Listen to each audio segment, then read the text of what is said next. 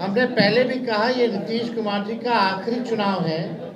इसके बाद वो दोबारा मुख्यमंत्री नहीं बनने जा रहे हैं और भाजपा जनता दल यूनाइटेड को खत्म करने का काम करेगा। और जनता दल यूनाइटेड अब ऐसे लोग चला रहे हैं जो नीतीश कुमार जी को समाप्त करना चाहते हैं। हमारे प्रदेश अध्यक्ष भी हैं, तो मात्र एक मुझे जो मेरी समझ है उसके हिसाब से जो गेट में दरबान होते हैं उनकी भूमिका मात्र वही रहती है और उन्हें भी जलील किया जाता है समय समय पे। केवल जो चंद 2-3 लोग हैं, जो भ्रष्ट लोग हैं, वही जनता दल यूनाइटेड चलाने का काम करते हैं कि अब हमारे जो चाचा हैं वो अचेत अवस्था में है और जनता दल यूनाइटेड अब या बिहार सरकार आदरणीय नीतीश कुमार जी नहीं चला रहे हैं, बल्कि भाजपा आज जनता दल यूनाइटेड में कोई इज्जत और कोई सम्मान नहीं है। एक तीर से दो शिकार किए हैं नेता प्रतिपक्ष तेजस्वी यादव ने और निशाने पे रहा है जेडीयू पार्टी और चिराग पासवान की एलजेपीआर। नमस्कार, मैं फलक सिंह और आप सभी का स्वागत हो चुका हमारे चैनल सच टॉक पर। आपको बताते चले कि राजनीतिक भवंडर के बीच में राजनीतिक बड़ी उलटफेर भी हो चुकी है। जी हाँ, जेडीयू के काफी नामी चर्चित चेहरे ने आरजेडी का दामन थाम लिया और साथ ही साथ में एलजेपीआर को भी करारा झटका लगा है। हम आपको तमाम उन नामों के साथ और नेता प्रतिपक्ष तेजस्वी यादव क्या कुछ कहते हुए नजर आ रहे हैं, उनके बयानों के साथ छोड़े चल रहे हैं कि हमारे बगल में आप देख सकते हैं 4 लोग बैठे हैं। आप सब लोग परिचित होंगे और आज श्री संतोष कुमार कुशवाहा जी, पूर्व सांसद पूर्णिया जनता दल यूनाइटेड, श्री राहुल शर्मा जी, पूर्व विधायक घोसी जनता दल यूनाइटेड में है, और श्री अजय कुशवाहा जी, पूर्व प्रत्याशी लोजपा। शांत हो रहे शांत रहिए, कोई मतलब नहीं, शांत रहे।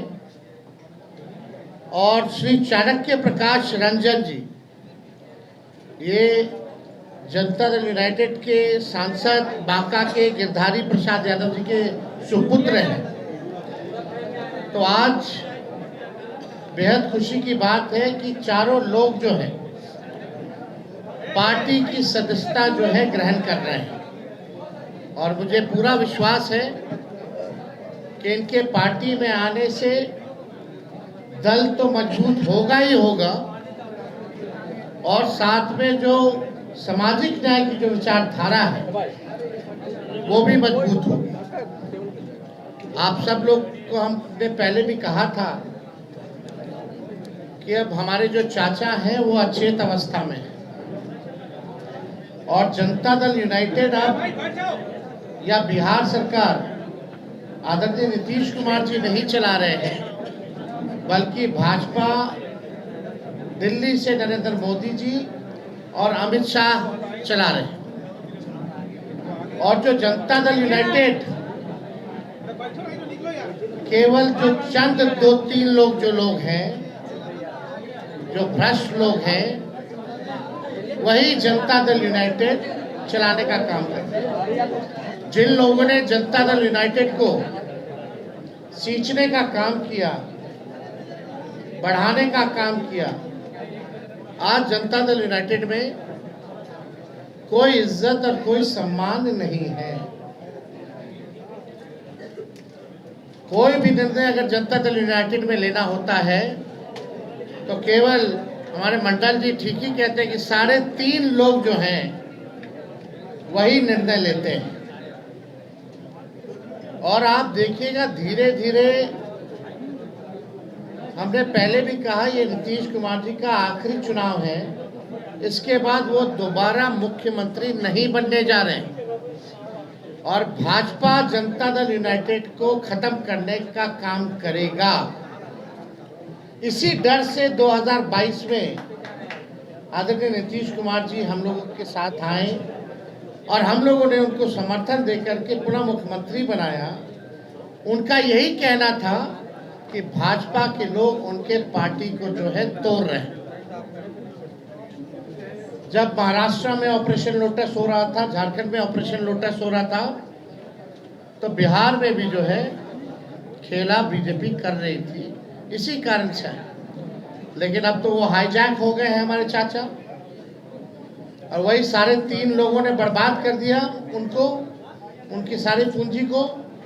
तो विशेष तौर पे हमको कुछ नहीं कहना है, हम धन्यवाद देना चाहते हैं संतोष कुशवाहा जी को कि सही समय पे सही निर्णय इन्होंने लिया है। साथ में राहुल जी हैं, बड़े कद्दावर नेता जगदीश जी के सुपुत्र हैं, उनको भी हम धन्यवाद देना चाहेंगे। और अजय कुशवाहा जी, कुशवाहा समाज के एक बड़े नेता हैं। पिछले बार थोड़ी मोड़ी हम लोगों की पार्टी द्वारा कमी रह गई थी, इस बार उन इलाकों में हम मजबूती के साथ चुनाव लड़ेंगे और जीतेंगे। और ये शुभ संकेत है कि आने वाले आगामी चुनाव यानी 14 नवंबर के बाद जो 14 नवंबर का जो रिजल्ट आएगा वो महागठबंधन के पक्ष में आएगा। तो हम चाहेंगे सबसे पहले कि संतोष कुशवाहा जी जो है अपनी बात को आप लोगों के समक्ष रखें। इस्तीफा देते हुए राष्ट्रीय जनता दल और आदरणीय लालू प्रसाद जी के शोषित वंचित पीड़ितों के मसीहा हैं और हमारे युवा नेता आदरणीय तेजस्वी जी के आस्था व्यक्त करते हुए आज राष्ट्रीय जनता दल की प्राथमिक सदस्य हम सभी सस्ता लेने वाले हैं। और अभी माननीय तेजस्वी जी कह रहे हैं तो 100% सही कह रहे थे। माननीय नेता नीतीश कुमार जी जो हमारे नेता है मुख्यमंत्री, वो जो उनकी जदयू अब उनके हाथ से निकल चुकी। जनता दल यूनाइटेड 3 लोगों के द्वारा उसको गिरवी रखने के लिए, उसको अंधेरे में रख सारे राजनीतिक फैसले लिए जा रहे हैं। और आने वाले समय में जनता दल समाप्त हो जाएगी और जनता दल यूनाइटेड की जो धारणा थी कि लव कुश के साथ साथ जो अति पिछड़ा दलित वंचित समाज के लोग थे वो उसका आधार वोट माना जाता है। लेकिन जिस तरीके से 2-3 लोगों के द्वारा हाईजैक किया गया है पार्टी को,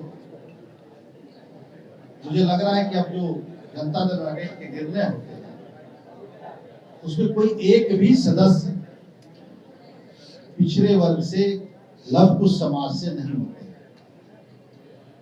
हमारे प्रदेश अध्यक्ष भी हैं तो मात्र एक मुझे जो मेरी समझ है उसके हिसाब से जो गेट में दरबान होते हैं उनकी भूमिका मात्र वही रहती है और उन्हें भी जलील किया जाता है समय समय पे। और जनता दल यूनाइटेड अब ऐसे लोग चला रहे हैं जो नीतीश कुमार जी को समाप्त करना चाहते हैं। ये लव कुश की पार्टी आधार लव कुश था, अति पिछड़ा दलित, अब वो रहा नहीं।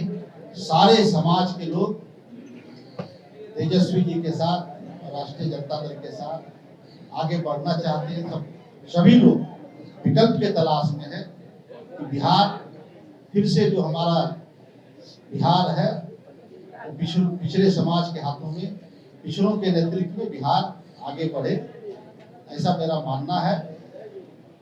और नीतीश कुमार जी, अब आप सभी जानते हैं कि 2014 में पूरे देश में बीजेपी की आंधी थी, मोदी की आंधी थी। मैं उस वक्त विधायक था और विधायकी से इस्तीफा देकर जनता दल यूनाइटेड से हम पूर्णिया लोकसभा से चुनाव लड़े थे और वहां पे हम लगभग 1,20,000 मतों से चुनाव जीते। और दूसरी सीट नालंदा, जो किसी तरीके से 6-7 हजार थे, हमारे भाई कौशलेंद्र जी जीतने का काम किए थे। और जेडीयू का पूरे बिहार में कहीं सफाया हो गया।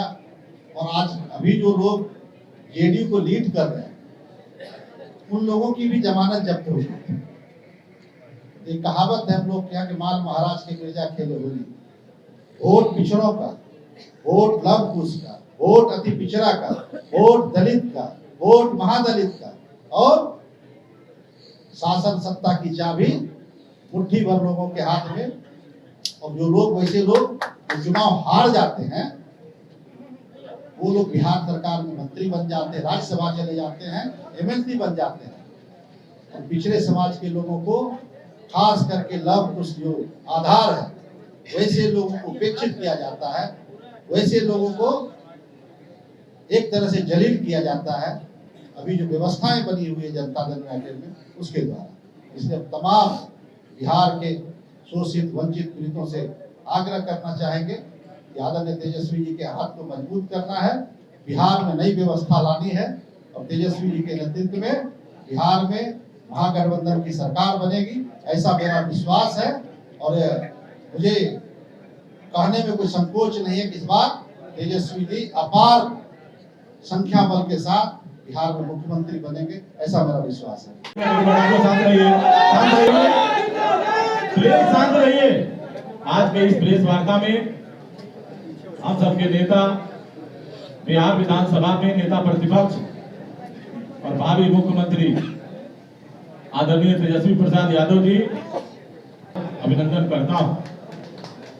साथियों, आज का जो ये प्रेस वार्ता है, हम लोगों ने एक निर्णय लिया और ये निर्णय आदरणीय नेता तेजस्वी प्रसाद यादव जी के कार्यकलाप को देखते हुए, जिस तरीके से इनको बिहार के लोगों की चिंता है, गरीबों की चिंता है, और जिस तरीके से ये दिन रात, मुझे लगता है कि 22 घंटा काम करते हैं।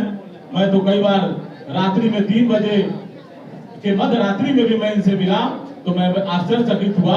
और सुबह फिर हम 8 बजे इनसे मिले तो मुझे लगा कि आप देखिए कि इसके बीच में कितना गैप है। और इतना कम समय जो व्यक्ति अपने व्यक्तिगत जीवन में दे रहा हो और समाज के लिए लगातार लगा हुआ हो, तो निश्चित रूप से ऐसे लोगों को बिहार में आगे लाने की जरूरत है।